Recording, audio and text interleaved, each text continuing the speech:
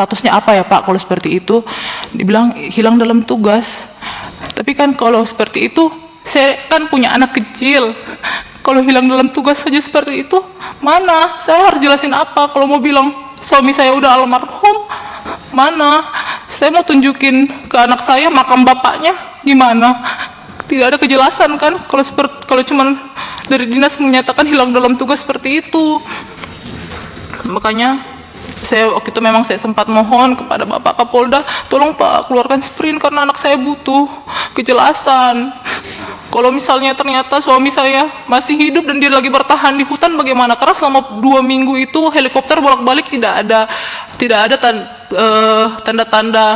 tanda-tanda jasad atau mungkin potongan baju atau potongan tubuh. Karena kan kita berpikir secara rasional, kalau orang tenggelam itu minimal 4 hari pasti ngambang. Apalagi kalau 2 minggu pasti sudah, potongan tubuh pasti sudah naik. Tapi selama 2 minggu bapak saya mereka lewat helikopter, lewat udara, bolak-balik itu tidak menemukan tanda-tanda adanya jasad atau potongan tubuh. Itu yang membuat saya, bagaimana kalau misalnya suami saya ternyata terdampar dan dia sekarang lagi berusaha bertahan hidup karena tidak ada pencarian sampai sekarang di TKP. Bagaimana kalau seperti itu? Terus setelah itu mungkin untuk nanti pencarian tahap 2 bisa dijelaskan sama bapak saya karena bapak saya yang ikut serta di dalam pencarian tersebut. Terus yang buat saya juga sedikit bagaimana ya, kecil hati karena ibu-ibu anggota reskrim datang ke rumah memberikan support. Itu sangat manusiawi dan wajar menurut saya. Memberikan support, mereka ikut dalam tim doa seperti itu. Kenapa suami-suami mereka dipanggil Bapak Kapolres, dimarah, dilarang untuk ke rumah saya lagi? Kenapa? Padahal kan mereka datang ke rumah saya untuk memberikan support, itu sangat manusiawi. Dan lagi saya juga mendapat informasi aduan dari beberapa bayangkari yang ada di sana, dibilang ini ibu, kami masa memposting ibu di Facebook atau di mana gitu untuk memberikan support, kok kami diancam ya, dibilang nanti suaminya mau dimutasi. Seperti itu yang makanya, saya salah apa ya, saya ini masih bayangkari aktif loh. Dan pada saat suami saya masih ada, kegiatan bayangkari semua saya ikut dengan baik, saya jalankan dengan baik. Tapi kenapa di saat seperti ini, bahkan datang ke rumah saya saja dilarang? Kenapa? Ada apa?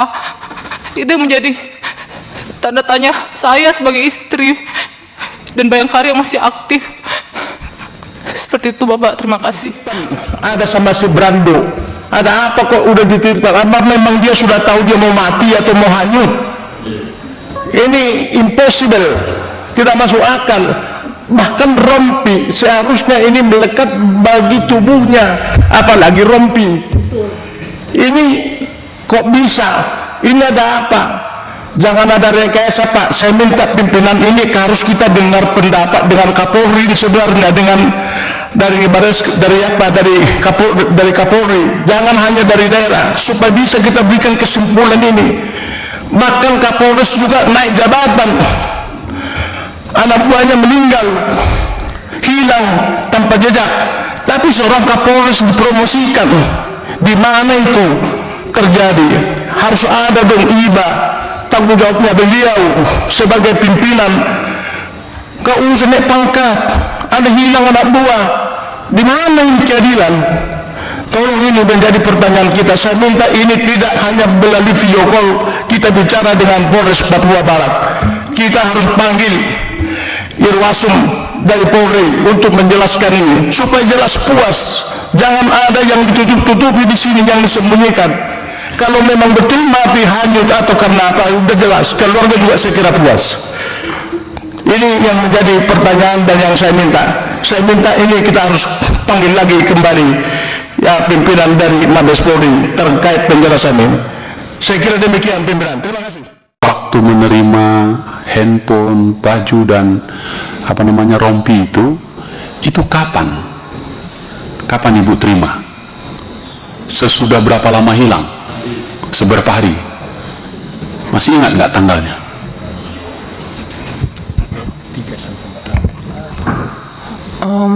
Kira-kira Perkiraan saya 3 atau 4 hari di atas tanggal berapa? Di atas tanggal 20-an. Oke, siapa yang mengantarkan ke Ibu? Itu kebetulan saya anggota antar ke orang rumah, jadi saya dapat dari yang kerja di rumah saya. Kebetulan saya lagi di dalam rumah, dia mengantarkan. Oke. Setelah menerima, apakah ibu bertanya ini barang-barang almarhum didapatkan sebelum almarhum menyeberang atau hilang, atau setelah hilang baru ditemukan? Penjelasan kepada saya itu barang-barangnya sudah ada di situ katanya. Jadi sebelum hanyut. Oh, sebelum hanyut. Berarti dilepas? Iya. Saya nggak tahu, pokoknya saya tanya kenapa HP-nya ada di anggota. Pada saat itu dibilang katanya HP-nya dikumpul. Itu menjadi tanda tanya saya, karena saya tanya ke beberapa anggota yang biasanya ikut suami saya ke dalam tim. Saya tanya, memang biasanya kalau lakukan operasi itu HP dikumpul ya? Saya tanya gitu. Di situ dia nyatakan baru kali ini ibu HP dikumpul. Itu yang buat saya juga agak janggal. Baik. Berikutnya saya mau kepastian saja. Berapa hari sebenarnya proses pencaharian itu langsung dihentikan? Simpang siur ini kan, kalau kita kan 1 hari langsung dihentikan. Tadi penjelasan dari Pak Kapolda agak panjang itu dengan pencarian itu yang keluarga tahu dari tanggal 19 sampai tanggal 31, tapi pencarian betul-betul ke TKP itu cuman pada tanggal 21 sampai 22, dan pencarian di air yang mereka lakukan pakai longboat, tapi itu tidak tembus ke TKP Bapak. Jadi mereka cuma longboat di Muara Kalirawara, itu yang jaraknya sekitar 10 jam dari TKP, itu 3 hari. tentu berempati dan turut berduka cita yang dalam atas kepergian almarhum kebanggaan Polri, Pak Marbun. Yang kedua, saya setuju dengan Pak Sinaga, Pak Mangihud. Saya kira ini tidak bisa cukup di sini saja pimpinan. Nanti kita sampaikan ke pimpinan lagi untuk membuat atau ini menjadi terang lah. Karena masalahnya memang belum ditemukan yang bersangkutan. Ini soal kemanusiaan yang harus kita tuntaskan. Dan saya kira seorang ibu akan punya alibi pertanyaan sangat sederhana ketika anaknya bertanya, bapakku kemana ma, gitu kan, dan ia tak sanggup menjawab. Dan itulah tanggung jawab negara, dan itulah tanggung jawab kita semua untuk memastikan informasi kepada anak ini akan ketahuinya di mana ayahnya. Kalau dia meninggal, di mana dikebumikan. Kalau dia hilang, di mana hilangnya. Dan itu tanggung jawab negara, tanggung jawab kita semua, dan tentu tanggung jawab keluarga besar Polri. Karena itu Ibu Tarigan dan keluarga Pak Marbun, jangan patah arang, kita teruskan perjuangan ini. Masih panjang, dan kami minta pihak kepolisian juga nanti terbuka, karena sekali lagi ini urusan nyawa anak manusia, nyawa warga negara, nyawa seorang bayangkara yang lagi bertugas untuk menjalankan perintah negara. Ibu, saya berusaha untuk membaca seluruh undang-undang yang ada kaitannya ini. Salah satu undang-undang itu adalah nomor 29 2014 tentang pencarian dan pertolongan. Ini keluarga harus catat betul ini ya. Ini energimu. Pasal 5 ayat 1. Negara bertanggung jawab terhadap penyelenggaraan pencarian dan pertolongan. Negara itu. Pasal 34. Pelaksanaan operasi pencarian dan pertolongan dilaksanakan dalam jangka waktu paling lama 7 hari. Memang dikasih waktu. Jangka waktu itu diselenggarakan sesuai karakteristik kecelakaan, bencana, dan atau kondisi membahayakan manusia. Tadi Pak Kapolda berusaha menjelaskan suasana di lapangan dan keadaannya. Jangka waktu pelaksanaan operasi dapat diperpanjang dan atau dibuka kembali apabila terdapat informasi baru dan atau tanda-tanda mengenai indikasi ditemukan lokasi atau korban kecelakaan, bencana, dan atau kondisi membahayakan manusia. Terdapat permintaan dari perusahaan atau pemilik pesawat udara atau kapal, kalau misalnya kapalnya ya. Terdapat perkembangan baru berdasarkan evaluasi koordinator misi pencarian dan pertolongan terhadap pelaksanaan operasi pencarian dan pertolongan. Pimpinan, saya tidak tahu apakah dari ruangan ini kita boleh menyampaikan, harus dibuka lagi ini demi kepastian pertanyaan seorang anak kecil warga negara Indonesia yang ibunya, keluarganya pasti tidak akan bisa menjawab di mana kuburan ayahnya. Kecil pertanyaan itu, tapi itu penting sepanjang hidupnya. Kemudian soal biaya, tadi ada disebutkan, sudah disampaikan di situ. Biaya pembukaan kembali pelaksanaan operasi itu ditanggung oleh Badan Nasional Pencarian dan Pertolongan dan seterusnya. Nah, sekarang soal uang, tadi Bapak dan Ibu sampai keluar uang sendiri mencari. Saya ingin menggarisbawahi pimpinan, ini harusnya kan tanggung jawab negara. Ibu Buru Tarigan yang saya kira bayangkari terbaik ya atas suamimu, apapun telah kau lakukan. Anda contoh yang terbaik untuk seluruh istri-istri polisi, untuk pada suaminya. Kami memberi hormat kepadamu. Nah, ini pasalnya nih, pendanaan. Pemerintah dan pasal 73 Undang-Undang 29 2014. Pemerintah dan pemerintah daerah bertanggung jawab mengalokasikan dana penyelenggaraan pencarian dan pertolongan. Dana untuk penyelenggaraan pencarian dan pertolongan dapat bersumber dari APBN, APBD, dan atau sumber dana lain yang sah. Jadi ini tanggung jawab negara, Bu. Ya. Artinya peristiwa di-cancelnya penyewaan helikopter oleh pihak yang berwenang, di-cancel tadi kan cerita itu, ini adalah pengabaian terhadap pasal 73. Gitu. Sekarang ini mohon maaf, ini Pak Kapolres tadi sudah dikonfirmasi, tapi saya lihat wajah Ibu Tarigan ini mulutnya berkomat kamit menyatakan tidak setuju dengan penjelasanmu. Ya, tapi setidaknya kedua-duanya didengarkan oleh pimpinan tadi. Pembiaran dan mengira peristiwa itu adalah prank. Saya tadi mendengarkan itu tadi, dan saya catat betul. Itu diatur dalam pasal 24. Setiap orang yang mengetahui terjadinya peristiwa kecelakaan, bencana, dan atau kondisi membahayakan manusia, segera menyampaikan informasi yang benar kepada petugas siaga pencarian dan pertolongan sebagaimana dimaksud pasal di atas itu atau instansi terkait. Jadi, Ibu, untuk mendapatkan gambaran dari kami, karena undang-undang itu dibuatnya di DPR ini, jadi saya harus bacakan itu untuk Anda. Pimpinan, saya bikin catatan kecil sekali lagi untuk masukan kita, untuk kita teruskan ke pimpinan kita. Jadi analisa saya, indikasi kuat ketidakefektifan operasi pencarian, paling tidak itu. Meskipun alam dan tadi tantangan cukup banyak, itu satu.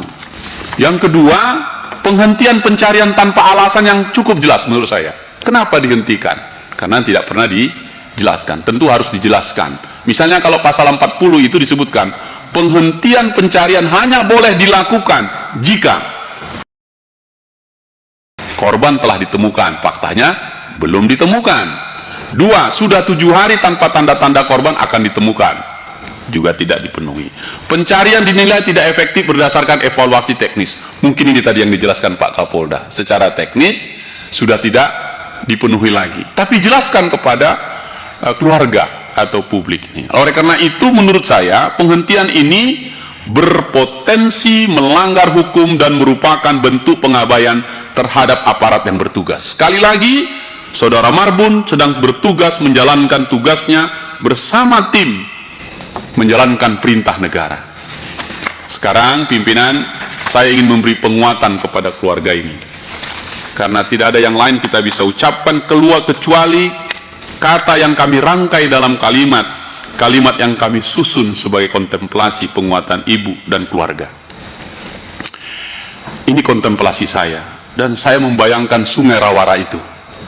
Karena saya juga lahir dari pinggiran sungai, namanya Sungai Asahan. Itu ombaknya atau arusnya keras sekali.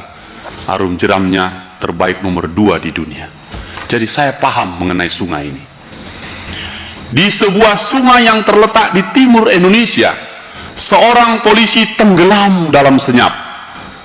Bukan karena ia lupa jalan pulang, bukan karena ia berpaling dari tugasnya, tapi karena negara yang mengutusnya pergi seperti tak bersedia lagi menunggu kepulangannya. Ia bukan sekadar seorang lelaki yang tergelincir, dan saya tahu seorang polisi, apalagi serse, apalagi seorang Marbun, keturunannya Banjarnahor, orang yang tumbuh besar di Dolok Sanggul dan tepian Bakkara, pinggiran Danau Toba, Tipang Bakti Raja.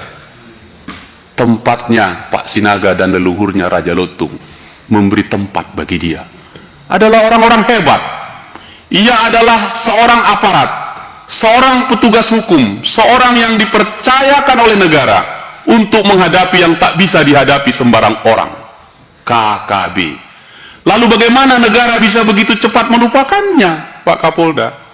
Bagaimana bisa sungai itu hanya ditelusuri sekejap, lalu diberi garis batas bahwa tak ada lagi yang perlu dicari? Seorang hilang dalam tugas, dan negara yang mengutusnya seakan tak lagi ingin tahu di mana ia berada. Saudara Kapolri, Anda bertanggung jawab untuk ini, karena ini pasukanmu. Kita tak tahu di mana batas antara keberanian dan kesia-siaan dalam hal ini. Antara berani dan kesia-siaan. Kita tak tahu apakah seorang perwira yang menghilang itu telah dianggap selesai oleh lembaga yang seharusnya merawat ingatan tentang dia. Yang kita tahu adalah ada yang terbengkalai. Ada sebuah nama yang tak sempat diukir dalam batu peringatan. Ada seorang lelaki yang seolah hanya sebentar menjadi bagian dari sejarah sebelum riwayatnya terhapus dalam kecepatan administrasi. Sebuah pertanyaan yang nggak bisa dijawab atas pertanyaan anak kecilnya. Di mana ayahku kalau aku hendak pergi berziarah? Negara memiliki banyak cara untuk membentuk amnesia. Ia bisa memotong durasi pencarian. Ia bisa menghentikan laporan, ia bisa menutup kasus tanpa pengumuman yang memadai. Tapi yang tak bisa ia bungkam adalah ingatan. Ingatan tentang seorang perwira yang hilang dalam tugas, tentang sungai yang tak cukup lama dijelajahinya, tentang keluarga yang masih menunggu kepastian entah kapan datangnya. Di bawah aliran sungai itu, pimpinan, mungkin ada sesuatu yang masih bertahan. Barangkali sebuah seragam yang terperangkap di antara akar-akar tumbuhan di situ. Barangkali jejak langkah terakhir di tepi lumpur yang tak sempat dilihat. Barangkali kebenaran yang terlalu dini dihentikan. Yang pasti ada sebuah kehilangan yang seharusnya tak dibiarkan menjadi sekedar statistik, angka-angka pasukan Polri yang hilang di medan tugas. Karena yang hilang bukan hanya tubuh seorang aparat, tapi juga tanggung jawab negara terhadap mereka yang telah berani berjalan ke garis depan. Atas kontemplasi ini pimpinan dan kawan-kawan Komisi 3 yang terhormat, saya mengusulkan jangan hentikan perkara ini.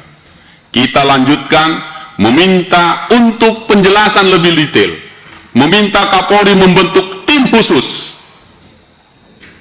mengusut, membongkar, mencari informasi sejernih-jernihnya tentang kehilangan seorang serse terbaik kita, saudara AKP Tommy S. Marbun, agar anak kecil yang ditinggalkan di rumahnya pada waktunya mendapatkan jawaban dari negara tentang keberadaan ayahnya. Saya respect kepada keluarga ini, keadilan tidak boleh berhenti. Kami bersama ibu, kami bersama keluarga ini, kami bersama kita semua untuk mencari keadilan itu.